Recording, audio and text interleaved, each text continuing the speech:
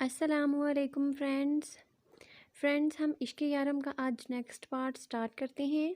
Comments करके ज़रूर बताइएगा एपिसोड कैसी थी। तो चलिए एपिसोड स्टार्ट करते हैं। दिलनशीन बहुत अच्छा शख्स था और यारम का काफ़ी ख्याल भी रख रहा था। उसका ताल्लुक़ श्रीलंका से था और वह श्रीलंका के माफिया का डॉन था। उसके कुछ आदतें यारम से मिलती थी, जैसे जुल्म के ख़िलाफ़ कदम उठाना और ज़ालिमों को उनके इबरतनाक अंजाम तक पहुंचाना। बस यही वजह थी कि यारम के साथ उसकी दोस्ती अब तक चल रही थी। अब तक यारम जितने भी अंडरवर्ल्ड के गैंग को जानता था, दिलनशीन सबसे अलग था। उसने भी अपनी ज़िंदगी में बहुत कुछ सहा था और अब ज़ालिमों के ख़िलाफ़ लड़ते लड़ते वो ख़ुद एक ज़ालिम डॉन बन चुका था। लैला और यारम को उनकी तरफ से काफ़ी अहमियत मिल रही थी। दिलनशीन खुद ना जाने कितनी बार यारम को देखने अस्पताल जा चुका था और रूह के लिए उसकी दीवानगी भी समझ चुका था। उसके दिल में एक बार रूह से मिलने की ख्वाहिश ज़रूर जागी थी। वो देखना चाहता था कि आखिर उस लड़की में ऐसा क्या है कि यारम इस हद तक पागल है उसके लिए। लैला यारम के साथ रहती थी, लेकिन होश में आने के बाद यारम ने कह दिया कि वो अब से अलग जगह पर रहेगी। दिन में वो जब चाहे उसके कमरे में आ सकती है, लेकिन रात में यारम के साथ एक ही कमरे में नहीं रहेगी। लैला को ये बात अजीब तो लगी थी, लेकिन फिर वो उसका मतलब भी अच्छे से समझ गई। अगर रात सारी उसके कमरे में रहती तो जागती रहती और वो प्रेग्नेंट थी। यारम नहीं चाहता था कि उसकी वजह से लैला को किसी भी किस्म का नुकसान उठाना पड़े। लैला थोड़ी देर पहले यारम के कमरे में थी और वो उससे रूह के बारे में बातें करने लगी।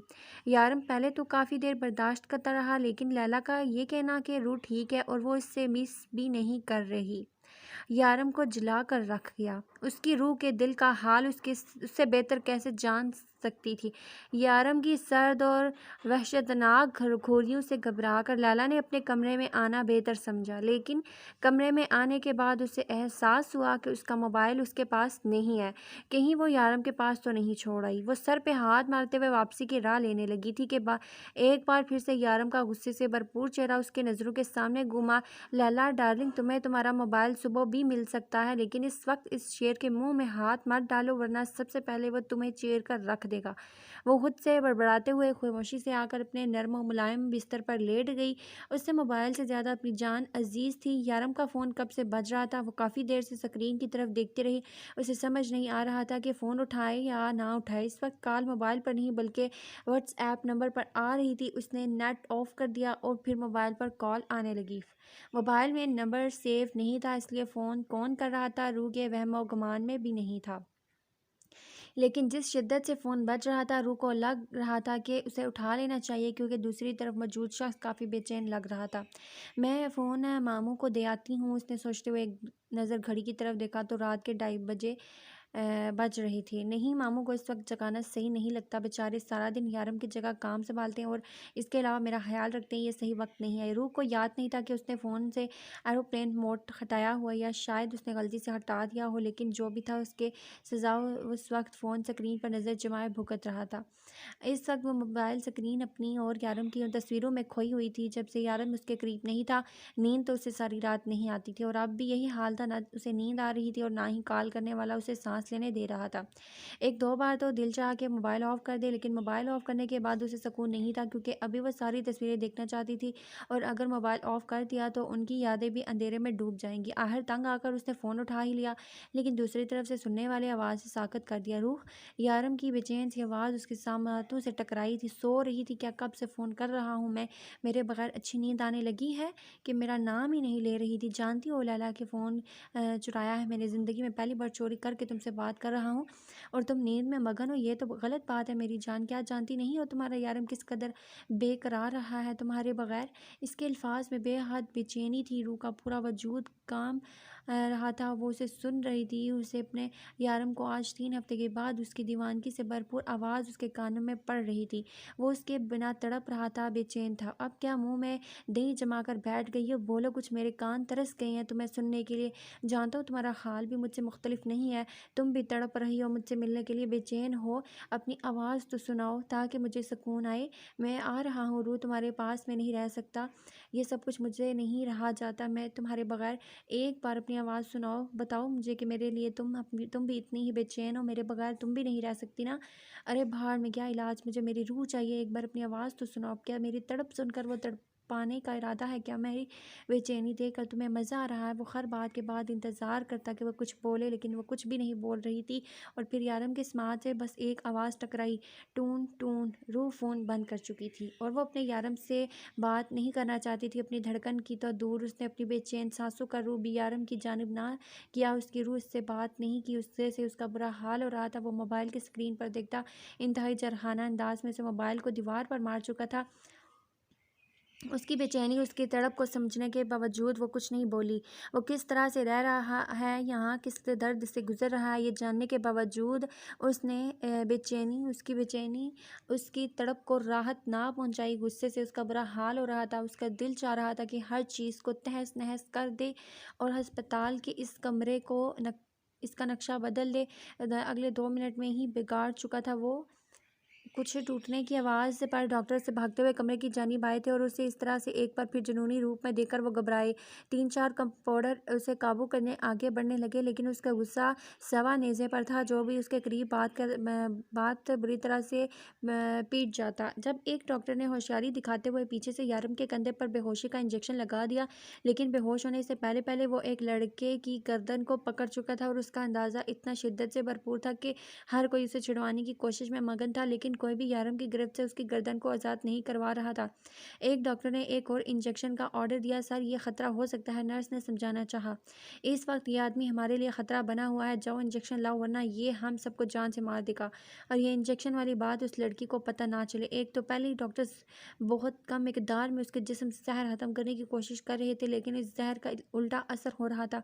यारम को जिस बात पर गुस्सा आता था, फिर वो उस बात के लिए पागल होने लगता, और इस वक्त भी ऐसा हो रहा था। दूसरे इंजेक्शन ने असर दिखाया था। थोड़ी देर में वो होश ख्वास से बेगाना हो चुका था। डॉक्टर ने इस वक्त लैला को कुछ भी बताने से मना कर दिया। ये उनके लिए ख़तरे की बात थी, क्योंकि वो एक टाइम पर 2 इंजेक्शन दे चुके थे। आज पूरे एक हफ्ते के बाद दोबारा उसकी हालत हुई थी जैसे पहले दिन थी। वो कुछ दिनों से बहुत अच्छे से रिकवर कर रहा था, लेकिन अब एक बार फिर से उसकी तबीयत ख़राब होने लगी थी, जो उसके लिए बहुत ख़तरा बन सकती थी, क्योंकि जिस चीज़ का जहर उसको दिया गया था उसके लिए उसके पूरे जिस्म को कोऑपरेट करना था, और ख़ासकर उसके दिल और ज़हन को। अगर उसका दिल और दिमाग उसकी बॉडी का साथ ना दिए तो उसके जिस्म से उसके जहर के मिकदार को ख़त्म करना बेहद मुश्किल था। पिछले हफ्ते में यारम ने 50% रिकवर कर लिया था, लेकिन आज उसकी हालत देखने के बाद डॉक्टर फिर से परेशान हो गए थे। उन्हें अपनी सारी मेहनत बेकार होती नज़र आ रही थी, क्योंकि वो 50 से दोबारा 0 पर जा चुका था। हेज़र कमरे में आया तो रूह को बेड पर बैठे सोते देखा। शायद वो रात बैठे बैठे सो गई थी, इसके लिए हाथ में अब भी मोबाइल मौजूद था, जबकि चेहरे पर आंसू के निशान थे। उसने झुककर उसकी पेशानी को चूमा और मोबाइल उसके हाथ से लेकर बाहर आ गया, लेकिन ऊपर स्क्रीन पर लैला के मोबाइल से उसे बेहद कॉल ज़ाहिर हुई थी। ये नंबर लैला का वहाँ पर लिया गया था, इसलिए यारम के फ़ोन में ये नंबर सेव नहीं था, लेकिन लैला इससे बार बार फ़ोन क्यों कर रही थी? फिर उसने चेक किया, एक कॉल अटेंड की गई थी जिसमें 12 मिनट तक बात की गई। उसने यारम के फ़ोन से लैला को फ़ोन करने की कोशिश की, लेकिन फ़ोन ना लगा। बार बार कोशिश के बावजूद भी फ़ोन ना लगा, तो वो अपने मोबाइल से कोशिश करने लगा, लेकिन इस बार भी फ़ोन ना लग सका।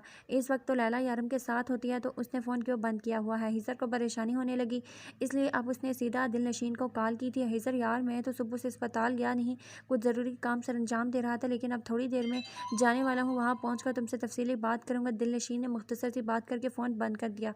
2 घंटे मज़ीद गुजर गए और फिर उसे श्रीलंका के नंबर से फ़ोन आया, लेकिन लैला का फ़ोन भी हो सकता था। यह भी हो सकता था कि उसका फ़ोन गुम हो गया हो या ख़राब हो गया हो, इसलिए जल्दी से फ़ोन उठाया। हिजर, बहुत गड़बड़ हो गई है, यारम कहीं गायब हो गया है। मैं हर जगह देख चुकी हूँ, लेकिन यारम कहीं पर नहीं है। अल्लाह उसकी हिफाजत करे, ना जाने कहाँ निकल गया है। उसने मेरा फ़ोन भी रात को तोड़ दिया था। डॉक्टर्स बता रही हैं कि उसकी हालत ख़राब हो गई थी और वो रात को बेहद गुस्से में था। हिजर, कुछ करो। लैला बहुत बेचैन थी। लैला, तुम टेंशन मत लो, मैं कुछ करता हूँ, तुम परेशान मत हो, कोई हल निकाल आएगा, वो उसे समझाने लगा। वो लैला को भी कोई टेंशन नहीं दे सकता था, क्योंकि उसकी हालत पहले ही डॉक्टर क्रिटिकल बता रहा था। फ़ोन रखने के बाद उसने एतबार में मौजूद हर बंदे को फ़ोन करके पूछा, हमें रूह को बता देना चाहिए, 3 दिन हो चुके हैं यारम को गायब हुए, न जाने वो किस हाल में होगा, कहाँ होगा। हमें रूह से नहीं छुपाना चाहिए। शार्प बेहद परेशान था जबकि हिजर श्रीलंका जा चुका था। उसने रूह को बताने की बात की तो उसने मना कर दिया। उसके यहाँ आने के बाद दिलनशीन ने लाइलमी का इजहार कर दिया। वो नहीं जानता था कि यारम कहाँ चला गया और इसके गायब होने की खबर उसने रूह को नहीं दी थी। हिजर ने रूह बताया था कि यारम एक हफ्ता इलाज के लिए मान चुका है और उन लोगों ने उसके सामने शर्त रखी है लेकिन कि वो उससे उसकी बात करवा देंगे, लेकिन अब वो ऐसा नहीं करेंगे क्योंकि रूह की आवाज़ सुनते ही यारम उससे मिलने के लिए बेचैन हो जाएगा और जब तक यारम बिल्कुल ठीक ना हो जाए वो उसे वापस लाने की गलती नहीं कर सकते थे। यारम सख्त से सख्त चोट पर भी बिल्कुल नॉर्मल रहता था कि रूह परेशान ना हो, क्योंकि उसके अस्पताल जाने पर रूह बेचैन हो जाती थी और यारम उसे अपने लिए तड़पते हुए नहीं देख सकता था। लेकिन अब मामला कुछ और था। रूह ने खुद उसे तड़पने पर मजबूर कर दिया था और अब उस तड़प की तपश किस किस को नुकसान पहुंचाएगी ये कोई नहीं जानता था। वो जंगल में एक बहुत बुरी लकड़ी से उल्टा बांधा हुआ था। दोनों तरफ दरख्त मौजूद थे और उससे लकड़ी को उन्हीं दरख्तों के सहारे खड़ा किया गया था, जबकि नीचे आग जल रही थी और आग के ऊपर बड़े साइज के चाकू रखे हुए थे और वो पिछले 3 दिन से भूखा प्यासा इस डंडे पर लटका अपने जिस्म को जलता हुआ महसूस कर रहा था और वो इस आग को बुझने नहीं देता था। एक सेकंड की अजियत किसी जहन्नुम से कम नहीं थी। अब तो चिल्ला चिल्ला करके मिन्नतें करके गले से आवाज़ निकलना भी बंद हो चुकी थी और आग के थोड़े से फासले से बैठा वो शख्स शान न्याजी से चिकन क्यूब्स का मज़ा ले रहा था। तुम चुप क्यों हो गए? क्या तुम्हें समझ नहीं आया मैंने क्या कहा? चलो ऊंची आवाज़ में चिल्लाओ, मुझे तुम्हारी चीखें सुकून देती हैं, तुम्हारी तड़प मुझे मज़ा देती है। तुम्हारी वजह से मैं अपनी रूह से दूर हूँ, तड़प रहा हूँ और जिस तरह से इसमें तड़प रहा हूँ मैं ऐसे ही तुम्हें तड़पा तड़पा कर मारूंगा। मुझे माफ़ कर दो ड्योल, मुझसे गलती हो गई, मुझे छोड़ दो, मैं ये सब कुछ छोड़ दूंगा, मैं चला जाऊंगा, बहुत दूर चला जाऊंगा, कभी तुम्हारे तुम्हारे रास्ते में नहीं आऊँगा, बस एक बार मुझे बख्श दो। उस रगड़ा कर रोता उससे मिन्नतें कर रहा था जब ड्योल ने चाकू निकाल कर उसके नंगे पीठ पर रख दिया। मैं तुम्हें चलाने के लिए कह रहा हूँ और तुम मुझे अपनी रुदात सुना रहे हो? उसके तड़पने पर वो बेखत गुस्से से बोला, मैं दुनिया के किसी भी शख्स को माफ़ कर सकता हूँ लेकिन दो इंसानों को नहीं, एक तुम्हें और एक अपनी रूह को, जो अपने यारम की बेचैनी तड़प समझने के बावजूद भी कुछ नहीं बोली। उसने मेरा फ़ोन काटने की जुर्रत की। वो जानती भी है कि मैं उसके बगैर पल पल मर रहा हूँ, फिर उसने मेरा फ़ोन काट दिया। गलत किया ना उसने, उसे मुझसे बात करनी चाहिए थी लेकिन उसने क्या किया, उसने मेरा फ़ोन काट दिया। सिर्फ एक बार, फिर एक बार उसने नहीं कहा यारम आप ठीक तो हैं? यार मैं आपको मिस कर रही हूँ, प्लीज़ यारम जल्दी वापस आ जाए, मैं आपके बगैर नहीं रह सकती। उसने नहीं कहा। उसने मेरे बेचैन दिल को राहत पहुँचाने के लिए एक लफ्ज़ भी नहीं कहा। उसने मेरा नाम तक नहीं लिया। गलत किया, बहुत गलत किया उसने। वो जुनूनी अंदाज में पूछ रहा था। सामने उल्टा लटका शख्स उसकी बात को बिना समझे हाँ में सर हिला गया।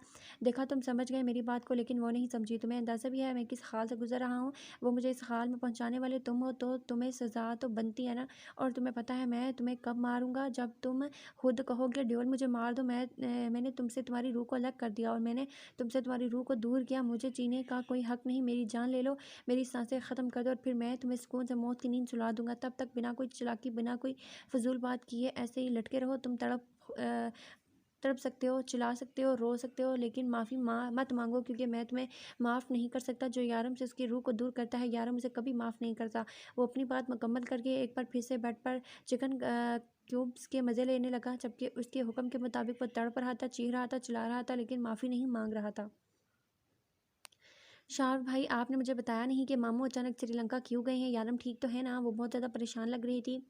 रूह, वैसे तो हिजर ने मुझे तुम्हें कुछ बताने से मना किया हुआ है, लेकिन शायद मैं तुमसे ये बात छुपा ना पाऊँ। यारम कहीं गायब हो गया है, वो अस्पताल में नहीं है। दरअसल बात कुछ यूँ है कि 2 दिन पहले मैंने यारम के फ़ोन से एरोप्लेन मोड हटा दिया था और यारम से कहा था कि वो रात को तुम्हें फ़ोन करे लैला के फ़ोन पर, जब लैला सो जाए तो फिर तुम दोनों की बात हो जाएगी। यारम तुमसे बात किए बगैर लेकिन हालात वो तो तुम भी शायद अच्छे तरीके से जानती हो और मुझसे यारम की यही हालत दिखी नहीं जा रही थी। बस उसकी मदद करने के लिए मैंने ये कदम उठाया, लेकिन तुमने बताया कि तुम्हारी यारम से बात नहीं हुई, जबकि लैला का फ़ोन उस दिन यारम के कमरे से टूटा हुआ मिला। फ़ोन यारम ने ही तोड़ा था, इस बात का सबको यकीन है। शायद तुम इस रात सो गई या फिर तुम्हें उसके कॉल का पता नहीं चला, लेकिन मैं यकीन से कह सकता हूँ कि उस रात यारम ने तुम्हें फ़ोन करने की कोशिश ज़रूर की थी। तुमसे बात ना करके, तुम्हें बिना देखे वो किस तरह से जी रहा था तुम सोच भी नहीं सकती। हिजर और लैला ने प्लान किया था कि वो 1 हफ्ते के बाद तुम्हारी बात यारम से नहीं करवाएंगे, क्योंकि उन्हें लगता है कि ऐसा करने से यारम अपना इलाज पूरा करने के बजाय तुमसे मिलने की ज़िद करेगा। और ये बात गलत भी नहीं है। तुमसे ज़्यादा अहम यारम की ज़िंदगी में और कुछ नहीं है। रूह, ये बात तुम जानती हो, लेकिन अब मसला ये है कि इस वक्त अस्पताल से यारम गायब हो चुका है। वो कहाँ गया है, किस जगह पर है, कोई नहीं जानता। बस हम सब उसे ढूंढ रहे हैं। हिजर ने मुझे ये बात तुमसे शेयर करने के लिए मना किया था, लेकिन मैं नहीं रह पाया क्योंकि हम सबसे ज़्यादा यारम पर तुम्हारा हक है और तुम्हें यारम की कंडीशन जानने का पूरा हक है। बस दुआ करो कि हमारा यारम हमें वापस मिल जाए बिल्कुल सही सलामत। दुश्मन उसकी ताक में बैठे हैं, कभी भी हमला कर सकता है। शारफ से पूरी बात बता चुका था। रूह को बेहद रोना आ रहा था। वो जानती थी यारम वहाँ उससे दूर किस हाल में है, लेकिन उसे बात नहीं की थी इसने, सिर्फ़ इसलिए कि उसकी आवाज़ सुनकर वो उसे मिलने यहाँ आने से भी परहेज़ नहीं करेगा। रूह को सिर्फ़ उसकी फ़िक्र थी, यहाँ खतरा था, लेकिन यारम को ये बात कौन समझाता। यारम को गायब हुए 20 दिन गुजर चुके थे। आखिर वो गया कहाँ था, कोई नहीं जानता था। रूह को तो रो रो कर बुरा हाल हो गया था उसका। बस दिन रात रोने के अलावा कुछ नहीं कर सकती थी। हिजर और शार्फ से बहला बहला कर परेशान हो चुके थे। वो यही कह रही थी कि यारम उसकी जगह से, उसकी वजह से कहीं चला गया है, वो उसके उसे खफा हो गया है और अब शायद कभी नहीं मानेगा। वो पछता रही थी कि उसे सिर्फ एक बार से ही उससे बात कर लेनी चाहिए, कम अज़ कम वो उन्हें छोड़कर यूँ तो ना जाता। जिस दिन से यारम गायब हुआ था, बस बहुत सारे लोग गायब हो रहे थे, खासकर वह सब लोग तो यारम की बैड लिस्ट में आते थे, एक-एक करके गायब हो रहे थे। लेकिन हिजर उस हवाले से यारम पर बिल्कुल शक नहीं कर सकता था, क्योंकि यारम की कंडीशन ऐसी थी ही नहीं कि वो अकेले अपनी जान संभाल सकता। उसे यही लग रहा था कि ये सब कुछ दिलनशीन कर रहा है। वो यही समझ रहा था कि वो अपनी तरफ से यारम का पता लगाने की कोशिश कर रहा है। जिस दिन यारम गायब हुआ था, उस रात डॉक्टर ने यारम को एक नहीं बल्कि 2-2 बेहोशी के इंजेक्शन दिए थे, जिनका असर पुराना हुआ था, क्योंकि वो काफ़ी हैवी डोज़ और बहुत खतरनाक भी थे। यारम के गायब होने पर डॉक्टर ने खुद इस बात को कबूल कर लिया कि यारम का वापस आना बहुत ज़रूरी है, क्योंकि उसकी कंडीशन बहुत ज़्यादा ख़राब है। लैला ने ये सब जानकर डॉक्टर पर ही केस कर दिया। डॉक्टर की लापरवाही की वजह से यारम को कुछ भी हो सकता था और यारम के मामले में वो किसी पर भी एतबार नहीं कर सकती थी। लेकिन इस वक्त जो चीज़ सबसे ज़्यादा ज़रूरी थी वो थी यारम का मिलना, और यारम 20 दिन से उन्हें नहीं मिला था। ना ही उसकी कोई खबर आई थी और ना ही उसने उन्हें फ़ोन करके ये बात करने की कोशिश की थी। पिछले 3 दिन से रूह भी अस्पताल में थी। पहले यारम के लापता होने पर परेशान थे, अब रूह की हालत उन्हें उन्हें बुखला कर रख दिया था, और अगर यारम इस वक्त कहीं से आ जाता और अपनी रूह की हालत देखता तो वो उन्हें जान से मार डालता। डॉक्टर ने रूह की हालत को ज़हनी दबाव का शिकार बताया था, और वो ज़हनी दबाव का शिकार क्यों थी ये तो सब लोग जानते थे। हिजर ने रूह को मना किया था यारम की भलाई के लिए, लेकिन वो कहाँ जानता था कि वो जिसकी भलाई सोच रहा है वो उस तरह की कोई भलाई चाहता ही नहीं। ये बात तो उसे अच्छे से समझ आ गई थी कि रूह जब यारम वापस आएगा, सबसे पहले उसकी खाल अधेड़ देगा, क्योंकि वो रूह से इस तरह की किसी समझदारी की उम्मीद नहीं रखता था। उसे पता था कि रूह उसके रवैये के पीछे हिजर कहीं दिमाग चल रहा है, और अब यारम ने वापस आकर सबसे पहले उसका सर फोड़ना था। विल्किसन मिथो की लाश आज इटली के जंगलों से मिली थी। लाश की शिनाख्त करना बहुत मुश्किल था। इस काम के लिए 3 दिन लग गए। उसे मरे हुए तकरीबन 15 दिन गुजर चुके थे। अब एक एक करके उसकी टीम मेंबर के लोग भी लाशों की सूरत में मिल गए थे। ज़्यादातर लोगों को ब्लेड से खलाक किया गया था और एक एक काफ़ी पुरसुकून और तसल्ली से मारा गया था, जैसे यारम मारता था, खून की सुर्ख लकीर छोड़ता। लंबी लंबी लाइन खींचकर हिजर और शार्फ को यकीन था कि वो यारम ही है। इतनी बेदर्दी से कोई ऐसा नहीं कर सकता सिवाय यारम के। 2-3 बार उनको लगा कि उन्हें रूह को बता देना चाहिए कि यारम जहाँ भी है बिल्कुल ठीक है और अपना काम करके ही वापस आ जाएगा, लेकिन वो ये नहीं बता सकते थे कि वो लोगों के पुर्जे करने में मसरूफ़ है। रूह की हालत रूह की हालत थोड़ी संभली तो हिजर और शार्प वो सारे काम निपटाने चले गए जो वो यारम के वापस आने से पहले ख़त्म करना चाहते थे, क्योंकि इस वक्त उन्हें इस बात का ठीक से अंदाज़ा हो चुका था कि यारम इस वक्त ड्यूल मोड में है, और इस मोड में वो नहीं सोचता कि सामने वाला इसका दोस्त है या दुश्मन। इस वक्त यारम का मोड कैसा होगा वो अच्छी तरह से जानते थे, इसलिए तो यारम के वापस आने से पहले ही सारे काम निपटाने में लग गए। रूह यार प्लीज़ रोना बंद करो, यारम जहाँ भी है बिल्कुल ठीक है और जल्द हमारे पास वापस आ जाएगा। तुम्हारे रोने से कौन सा किसी मसले का हल निकल आएगा। लैला उसे अपने साथ लगाती बहुत प्यार से समझा रही थी। लैला मैं बहुत बेवकूफ़ हूँ, मैं हमेशा ऐसे काम करती हूँ जो यारम को तकलीफ़ देते हैं, उनका दिल दुखने का सबब बनते हैं। अगर मैं उस रात उनसे बात कर लेती तो वो कभी यूँ इस तरह से मुझे छोड़कर नहीं जाते, बल्कि अब तक तो वो अपना इलाज मुकम्मल करवा कर हमेशा के लिए मेरे पास वापस आ चुके होते। वो बुरी तरह रोते हुए कह रही थी, जबकि लैला उसे संभालने की कोशिश कर रही थी। खुद को संभालो रूह, अगर यारम ने तुम्हें इस हाल में देख लिया तो वो हमें भी जान से मार डालेगा। तुम जानती हो वो तुम्हें किस हद तक चाहता है। प्लीज़ रूह, जब तक यारम वापस आता है तब तक इस तरह से रोना बंद करो। वो जल्द वापस आ जाएगा, क्योंकि मुझे पता है वो तुम्हारे बगैर नहीं रह सकता। वो उसके आंसू साफ करते प्यार से समझा रही थी, जबकि रूह उसके आंसू खुश्क होने का नाम नहीं ले रहे थे। रात के 2 बज रहे थे। लैला को अपने कमरे में गए काफ़ी वक्त गुजर चुका था। अब तक तो वो नींद में उतर चुकी होगी, लेकिन नींद उसे आज भी नहीं आई। रो रो कर उसने अपनी हालत ख़राब कर दी थी। यारम का ख्याल उसे चैन नहीं लेने दे रहा था। पता नहीं यारम किस हाल में होगा, कुछ खाता भी होगा या नहीं, कहीं वो उन लोगों के हाथ तो नहीं लग गया। बस एक बार वो आ जाए रूह ने सोच लिया था कि वो उसके पैर पकड़कर माफ़ी मांगेगी और दोबारा ये ऐसी हरकत कभी नहीं करेगी और उसे खुद से दूर नहीं जाने देगी। आखिर यारम गया कहाँ था? ये लोग उसे ढूंढने की कोशिश क्यों नहीं कर रहे थे? क्या वो लोग जानते थे कि यारम कहाँ है? अगर हाँ तो उसले लेकर क्यों नहीं आते थे? वो कैसे उनको बताती कि वो अपने यारम के बगैर पल पल मर रही है? दिन रात यारम के मिलने की दुआ करती, काफ़ी परेशान थी। लेकिन हेज़र और शार्प इतने परेशान नहीं थे अब जितने के पहले। कुछ बदल गया था, लेकिन क्या उसे समझ ना आया। वो बेड पर लेटी यूं ही छत को घूर रही थी जब कमरे की लाइट ऑफ हो गई। अंधेरे में खौफ आता था उसे, और ना ही ज़्यादा देर उसने अंधेरे में बैठ सकती थी। उसने उठकर माचिस से ढूंढने की कोशिश की, लेकिन माचिस ना मिली। एक तो अंधेरे में उसे डर लगता था, दूसरा यहाँ हिजर के घर में उसे पता भी नहीं था कि कौन सी चीज़ कहाँ रखी है। अब वो ज़रा ज़रा सी बात के लिए उनको तंग नहीं कर सकती। एक बार ढूंढने की कोशिश करके वो दोबारा बेड पर आकर लेट गई। बाहर लग रहा था कि लाइट चल रही है, तो क्या सिर्फ उसके कमरे की लाइट ऑफ हुई थी? उसने सोचा, लेकिन इस वक्त वो लैला और हिजर को तंग नहीं करना चाहती थी।